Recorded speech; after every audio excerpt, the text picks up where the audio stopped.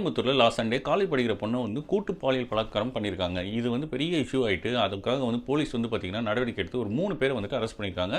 அதுவும் வந்துட்டு அரெஸ்ட் பண்ணும்போது அவங்க வந்து தப்பிக்க முயன்றதாகவும் அவங்க வந்து சுட்டு பிடிச்சிருக்காங்க. இன்னும் இதில் வந்து யார் யார் சம்மந்தப்பட்டிருக்காங்க அப்படின்ட்டு விசாரிச்சுட்டு இருக்கிறதாக வந்துட்டு போலீஸ் தரப்புல இருந்து சொல்றாங்க. இது எப்படி நடந்தது அப்படின்னு பார்த்தீங்கன்னா கோயம்புத்தூர்ல ஏர்போர்ட்டுக்கு பின்னாடி வந்து பார்த்தீங்கன்னா ஒரு பெரிய இடம் இருக்கு. அந்த காலி இடத்துல வந்து பார்த்தீங்கன்னா ஒரு காடு மாரி இருட்டா இருக்கிற இடம். பகல்ல பார்த்தீங்கன்னா நல்லா தான் இருக்கும், இந்த மாதிரி தான் இருக்கும். ஆனால் நைட்ல பார்த்தீங்கன்னா கொஞ்சம் இருட்டா இருட்டா இருக்கும். அதனால அங்கே போறதுக்கே வந்துட்டு எல்லாரும் தயங்குவாங்க. அந்த மாதிரியான ஒரு இடத்துல வந்து பார்த்தீங்கன்னா நைட்டு 11 மணிக்கு கார்ல அமர்ந்து அந்த பாதிக்கப்பட்ட பெண்ணும் அவருடைய ஆண் நண்பரும் பேசிட்டு இருந்ததா சொல்றாங்க. அந்த டைம்ல வந்து பார்த்தீங்கன்னா அந்த சைடில் வந்து ஒரு 3 பேர் வந்துட்டு நல்ல போதையில் இருந்தவங்க அங்கே அருவாள் வச்சுட்டு கார் கண்ணாடியை உடச்சி அந்த ஆண் நண்பரை வந்துட்டு வெட்டிட்டு அதுக்கப்புறம் வந்துட்டு பெண்ணை வந்துட்டு தூக்கிட்டு போயிட்டு அங்கேருந்து ஒரு 300 மீட்டர் தூரத்தில் வந்து ஒரு மோட்டர் பம்ப் ரூம் இருக்கும்.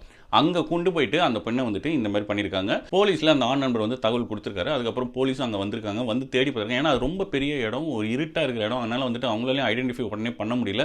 அதுக்கப்புறம் பார்த்தீங்கன்னா ஒரு 3லேருந்து 4 மணிக்கு இருக்கிற போது தான் அந்த பெண்ணை வந்துட்டு அவங்க வந்து கண்டுபிடிச்சிருக்காங்க. அந்த ஆண் நண்பருக்கே வந்து பார்த்தீங்கன்னா நிறைய இடத்துல வெட்டுக்காயம் இருந்ததாகவும் அவரையும் வந்துட்டு ஹாஸ்பிட்டல் பண்ணியிருக்காங்க. அந்த பெண்ணையும் வந்துட்டு ஹாஸ்பிட்டலில் அட்மிட் பண்ணியிருக்காங்க. இதுதான் இப்போதைக்கு வந்து அங்கே நடந்த ஒரு ஸ்டோரி. ஓகே, இப்போ விஷயத்துக்கு வருவோம். என்ன அப்படின்னு பார்த்தீங்கன்னா எல்லாரும் நிறைய பேர் வந்துட்டு அவங்கவுங்க கருத்துக்களை வந்து நிறைய சொல்கிறாங்க. ஒரு சிலர் வந்து என்ன சொல்கிறாங்கன்னா இந்த டைமில் அந்த பொண்ணுக்கு அங்கே என்ன வேலைன்றாங்க.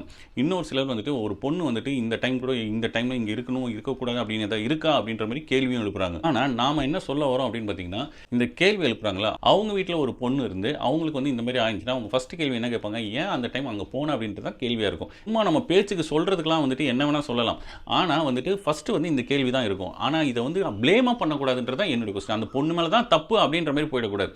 அந்த இடத்துல எந்த இடத்துல இருந்தாலும் அவங்களோட அனுமதி இல்லாமல் இப்படி பண்ணுறது மிகப்பெரிய தவறு. அதுவும் வந்து பார்த்தீங்கன்னா அருவா வச்சுட்டு மிரட்டிட்டு அந்த பொண்ணை காலும் தூக்கி போட்டு பண்ணுறதுலாம் ரொம்ப பெரிய தப்பு. அதுக்கான தண்டனையை வந்துட்டு அந்த 3 பேருக்கும் சரி, இல்லை அதில் இன்னும் வேற யாராவது ஈடுபட்டிருந்தாங்க சரி, கடுமையாக வந்துட்டு கொடுக்கணுன்றது தான் நம்மளுடைய கருத்தும். இதில் வந்து பார்த்தீங்கன்னா நம்ம பார்க்க வேண்டிய விஷயம் என்ன அப்படின்னு பார்த்தீங்கன்னா இவங்க 2 பேர் பேசிட்டு இருந்ததா சொல்கிறாங்க, ஆண் நண்பரும் அந்த பெண்ணும். அப்படி பேசிட்டு இருக்கவங்களுக்கு அந்த மாதிரியான ஒரு இருட்டான ஒரு இடம் எதுக்கு தேவைப்பட்டது, இந்த கேள்வி வருது இல்லை.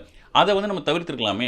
இப்போ வந்துட்டு அந்த இடத்துல போயிட்டு நம்ம பாதிக்கப்படுறதுக்கு முன்னாடி நம்மளை வந்து ப்ரொடெக்ட் பண்ணிக்கிறதுக்கு ஏதாவது ஒரு வழி இருந்துச்சுன்னா அதை ஃபாலோ பண்ணியிருக்கலாம். இப்போ ஆள் இருக்கிற இடமா வந்து பார்த்து நீங்கள் கார் நிறுத்தி பேசினா கண்டிப்பாக இந்த மாதிரி நடந்திருக்க வாய்ப்புகள் ரொம்ப கம்மி.